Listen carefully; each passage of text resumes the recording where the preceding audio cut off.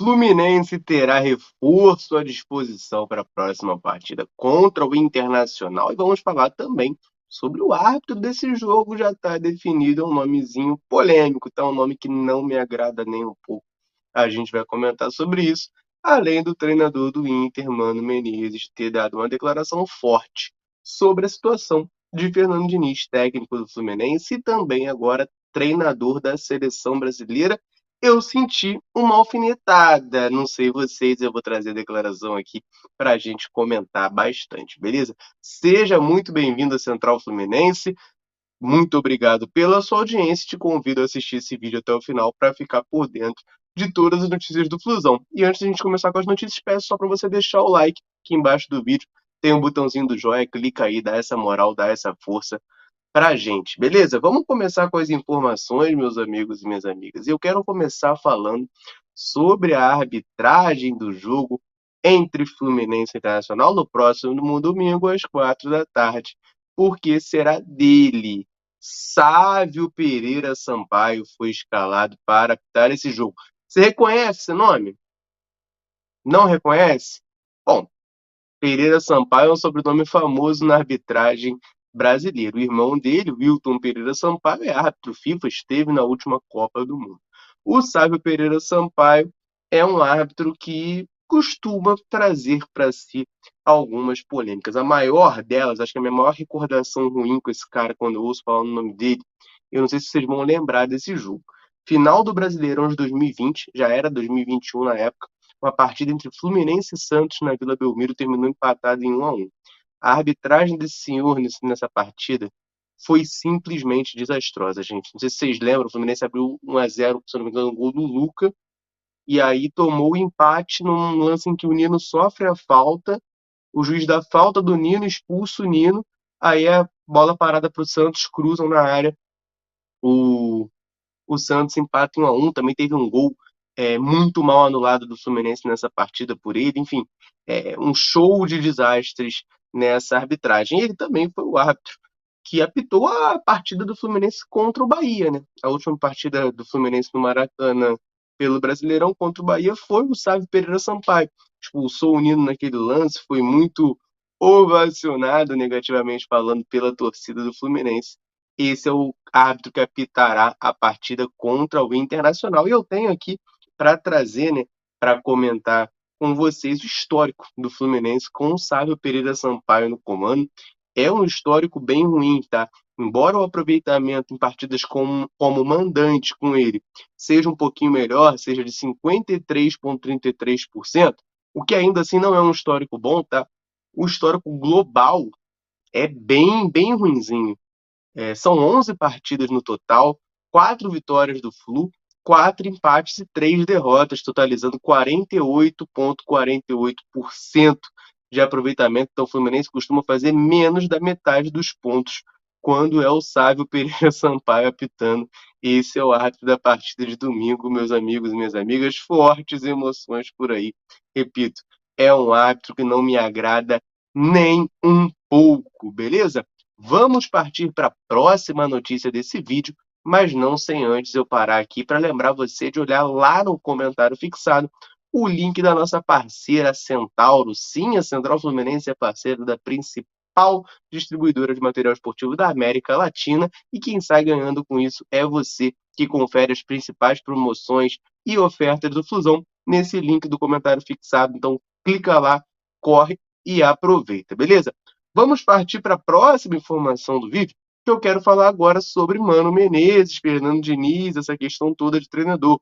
O técnico do Inter, nosso próximo adversário, falou sobre o novo cargo de Fernando Diniz, a questão de atenção, de foco, né? Vale lembrar que o Mano Menezes foi treinador da seleção brasileira, ele assume depois do Dunga ali em 2010, né? Pós-Copa de 2010, o Mano Menezes assume com uma promessa de renovação na seleção e acaba sendo demitido pouco tempo depois. Ele não chega à Copa do Mundo de 2014. É importante frisar, né? O Mano Menezes é contratado logo depois que o Muricy Ramalho, treinador do Fluminense na época, recusa a seleção brasileira, fica no Flu.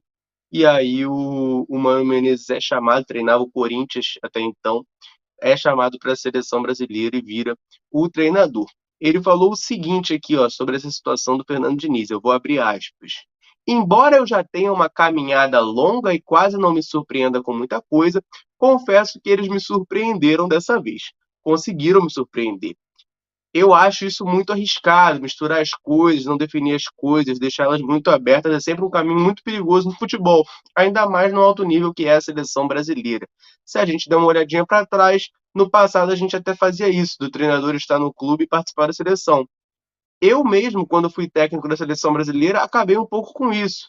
Convenci o presidente a acabar um pouco com isso, porque os técnicos das categorias de base eram dos clubes e mostrei como isso era prejudicial para a tomada de decisões, como se misturava um pouco a questão ética. Então, aqui, eu senti uma alfinetadinha do Mano, né? Uma criticada no treinador do seu próximo adversário. E no final ele toca num ponto importante, né? Que ele fala que misturava um pouco a questão ética, né? Não está dito claramente, mas é aquela velha discussão. Eu estava até ontem andando ali pela Praça Sans Penha e eu passei perto de um botequim e ouvi uma conversa, né? Os caras estavam conversando ali em voz alta e o papo era justamente esse. Eu ouvi um falando que o Diniz ia convocar os jogadores do Fluminense e o outro falando que não, que ele ia convocar os adversários para prejudicar os adversários. Fato é, o Fernando Diniz acumulando os cargos, ele vai sofrer com isso. O Tite, que não trabalhava mais no Corinthians, mas é ídolo do Corinthians, eu já vi muito palmeirense falando que os palmeirenses não eram convocados por causa do Tite, que o Tite não gostava do Corinthians.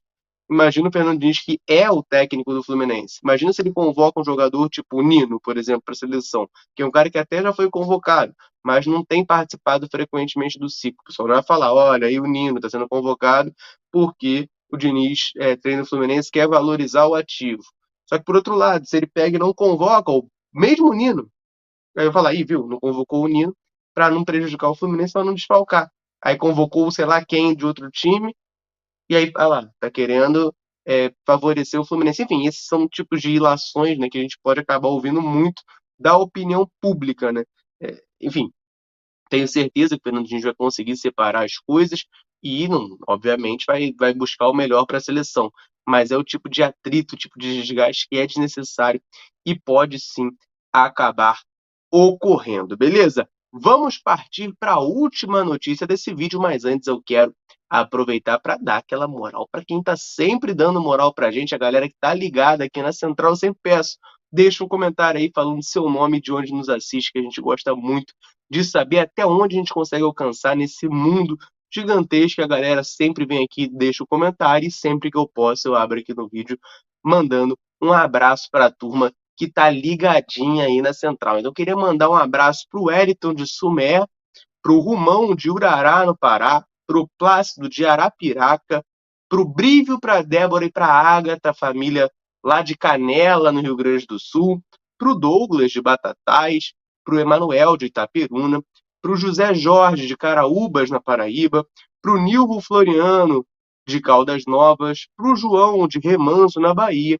e para o Tadeu de Maraçumé, no Maranhão. Um abraço para a galera que está nos assistindo e você também, né? Pode só deixar aí nos comentários seu nome e de onde nos assiste, que a gente, assim que puder, vai mandar um abraço para você aqui nos vídeos, beleza?